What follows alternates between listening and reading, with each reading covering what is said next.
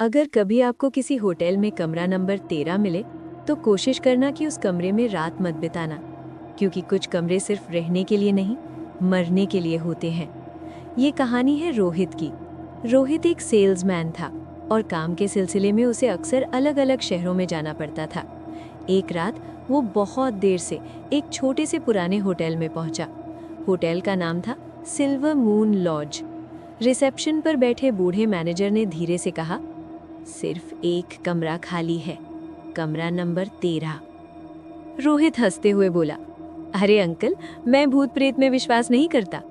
Manager ने चाबी देते हुए बस इतना कहा, अगर रात में कुछ भी अजीब लगे दरवाजा मत खोलना। रोहित को ये बात थोड़ी अजीब लगी, लेकिन वो थका हुआ था। वो कमरे में गया, बैग रखा और सोने की कोशिश करने लगा। रात के करीब 2 बजे उसे ऐसा लगा जैसे कोई दरवाजा धीरे धीरे खटखटा रहा हो। ठक ठक ठक। रोहित उठकर बोला, कौन है? लेकिन बाहर से कोई जवाब नहीं आया। उसने दरवाजा खोला। बाहर लंबा खाली गलियारा था और दूर एक औरत सफेद साड़ी में खड़ी थी। उसका चेहरा बालों से ढका हुआ था। रोहित ने पूछा, आपको मदद चाहिए? लेकिन वो औरत धीरे धीरे पीछे की तरफ चलने लगी, जैसे किसी ने उसे खींच लिया हो।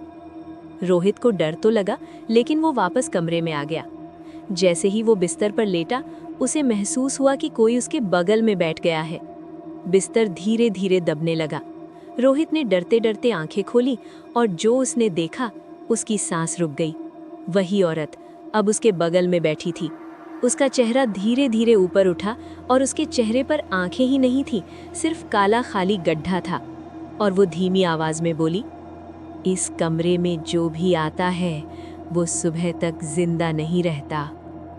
अगली सुबह होटल के मैनेजर ने जब दरवाजा खोला तो रोहित बिस्तर पर मरा हुआ पड़ा था। उसके चेहरे पर इतना डर था जैसे उसने मरने से पहले कुछ बहुत भयानक देखा हो। मैनेजर ने धीरे से कहा, फिर एक और, कमरा नंबर 13 ने किसी को नहीं छोड़ा। और उसी रात होटल में एक नया मेहमान आया। रिसेप्शन पर मैनेजर ने कहा, सिर्फ एक कमरा खाली है, कमरा नंबर 13।